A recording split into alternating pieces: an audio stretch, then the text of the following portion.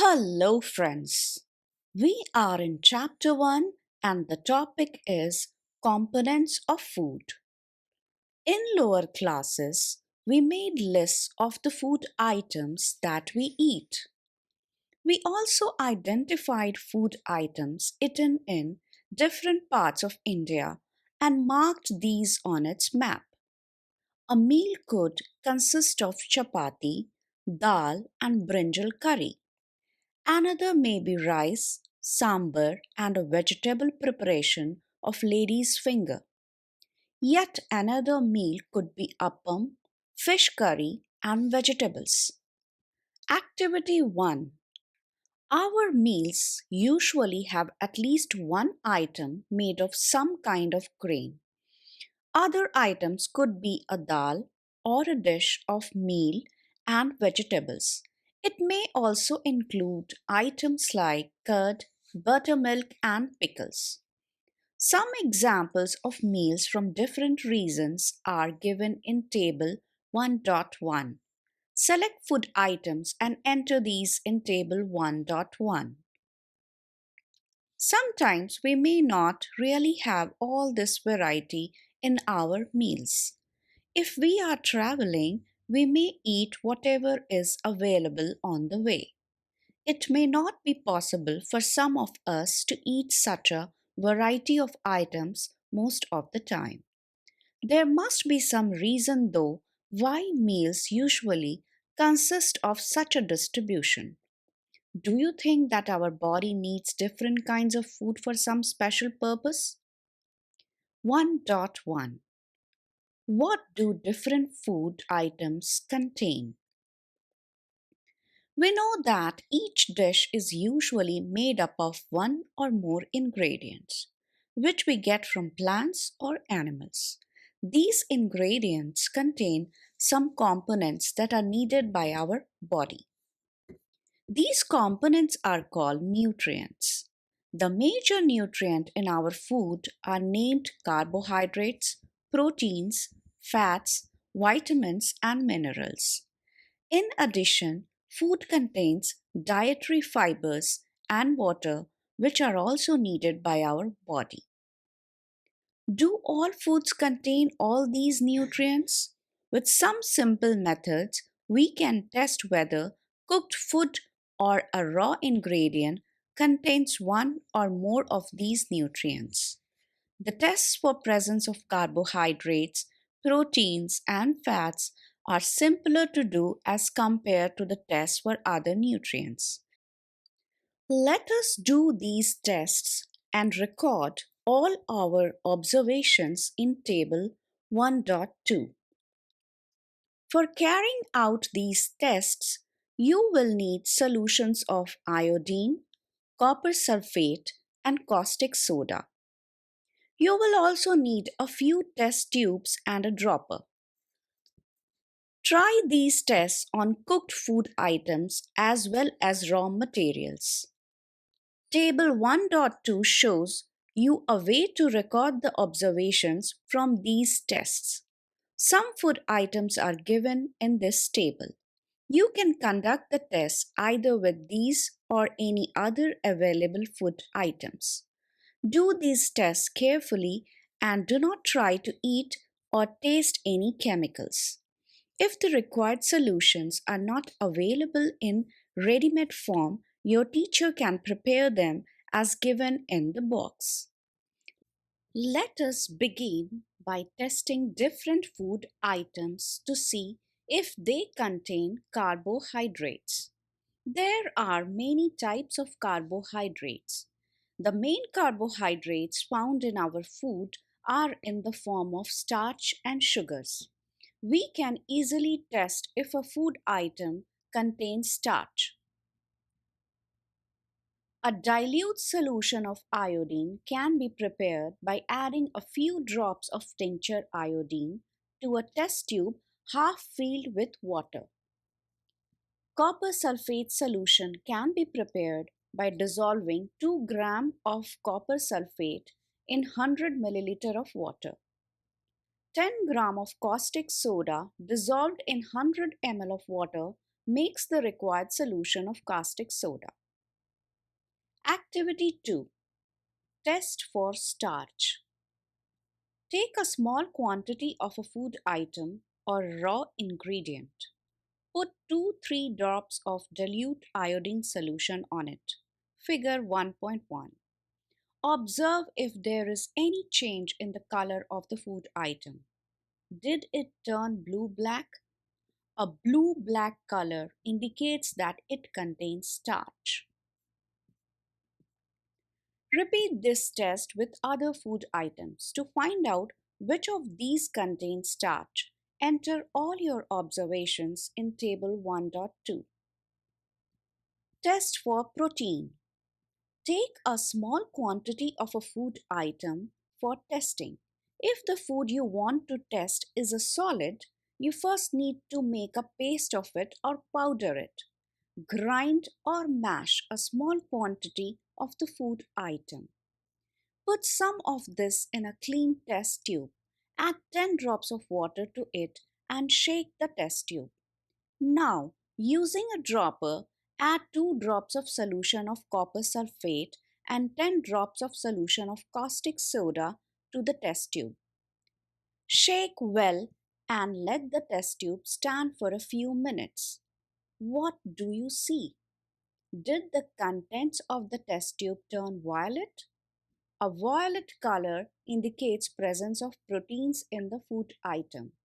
Now you can repeat this test on other food items. Test for fats.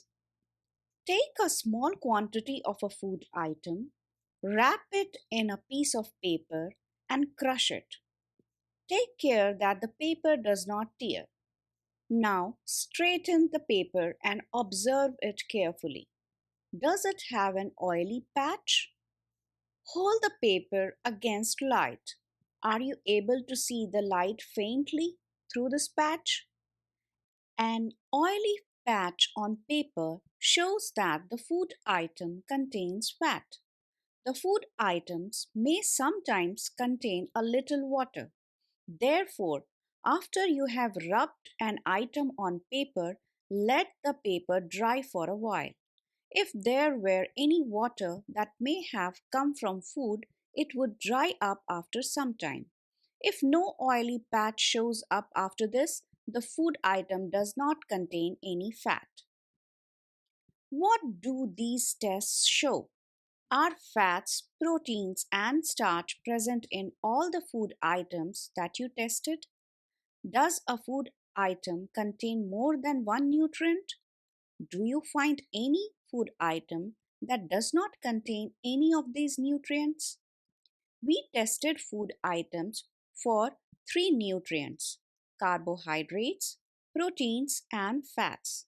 There are also other nutrients like vitamins and minerals that are present in different food items.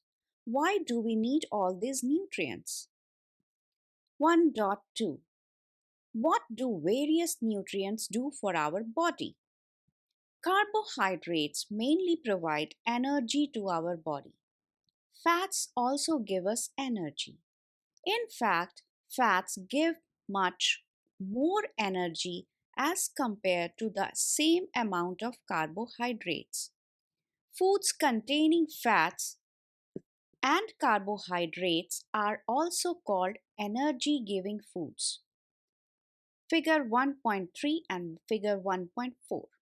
Proteins are needed for the growth and repair of our body. Foods proteins are often called body-building foods. Vitamins help in protecting our body against diseases. Vitamins also help in keeping our eyes, bone, teeth, and gums healthy.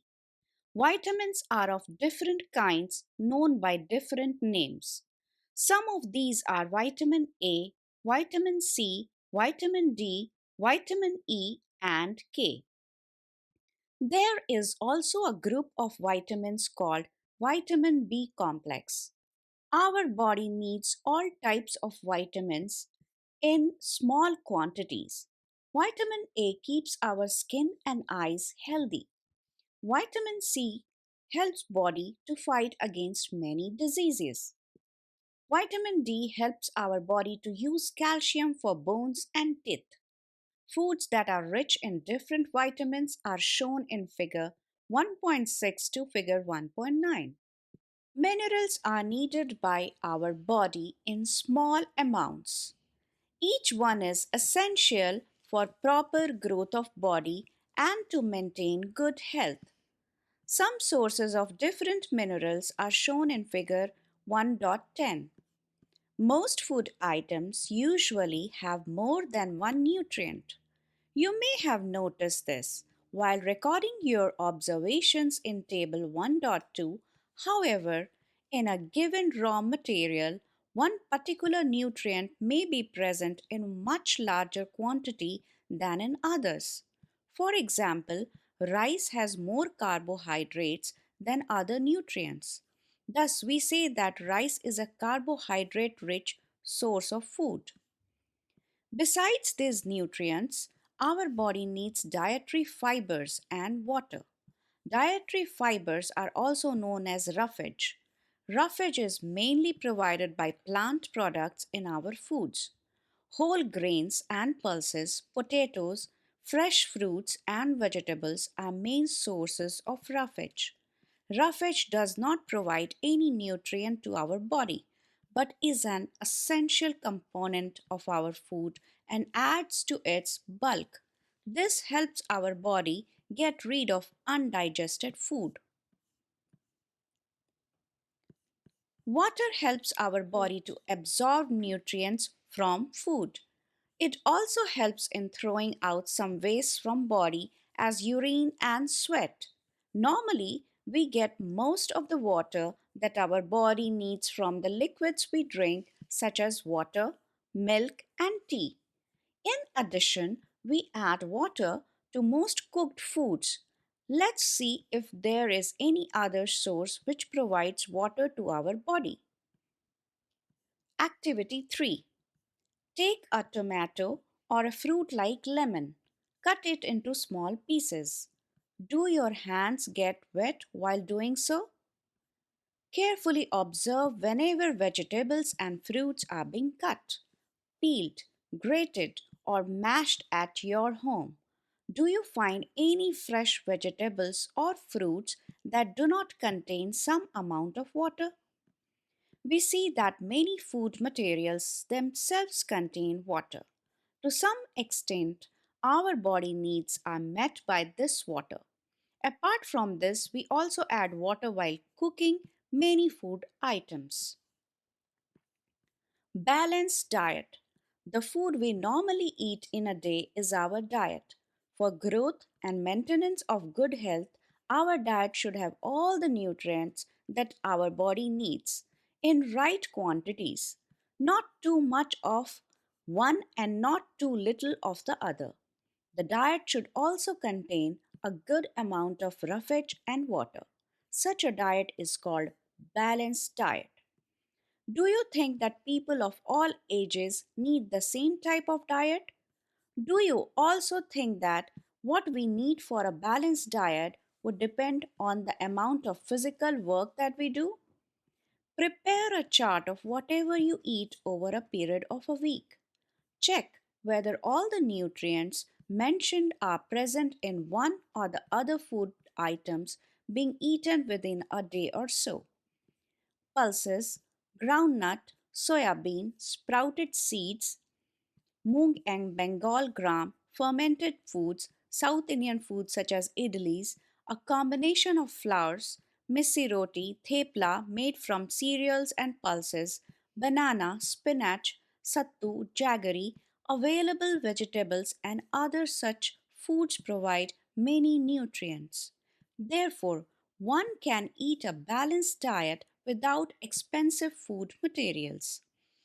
Eating the right kind of food is not enough. It should also be cooked properly so that its nutrients are not lost. Are you aware that some nutrients get lost in the process of cooking and preparations? If the vegetables and fruits are washed after cutting or peeling them, it may result in the loss of some Vitamins. The skins of many vegetables and fruits contain vitamins and minerals. Similarly, repeated washing of rice and pulses may remove some vitamins and minerals present in them. We all know that cooking improves the taste of food and makes it easier to digest. At the same time, cooking also results in the loss of certain nutrients. Many useful proteins and considerable amounts of minerals are lost if excess water is used during cooking and is then thrown away. Vitamin C gets easily destroyed by heating during cooking. Would it not be sensible to include some fruits and raw vegetables in our diet? Bojo thought that fats would be the best foods to eat all the time. A katori of fat will give much more energy than a katori of carbohydrate rich food, isn't it? So he ate nothing but food rich in fats, fried food like samosa and puri, malai, rabdi, and peda. Do you think he was right? No, of course not. It can be very harmful for us to eat too much of fat rich foods, and we may end up suffering from a condition called obesity. 1.4 Deficiency diseases. A person may be getting enough food to eat, but sometimes the food may not contain a particular nutrient. If this continues over a long period of time, the person may suffer from its deficiency. Deficiency of one or more nutrients can cause diseases or disorders in our body. Diseases that occur due to lack of nutrients over a long period are called deficiency diseases. If a person does not get enough proteins in his or her food for a long time, he or she is likely to have stunted growth, swelling of face, discoloration of hair, skin diseases, and diarrhea. If the diet is deficient in both carbohydrates and proteins for a long period of time, the growth may stop completely. Such a person becomes very lean and thin and so weak that he or she may not even be able to move. Deficiency of different vitamins and minerals may also result in certain diseases or disorders. Some of these are mentioned in Table 1.3. All deficiency diseases can be prevented by taking a balanced diet. In this chapter, we asked ourselves the reason why widely varying food from different regions had a common distribution. This distribution we find ensures that our meals have a balance of the different nutrients needed by the body.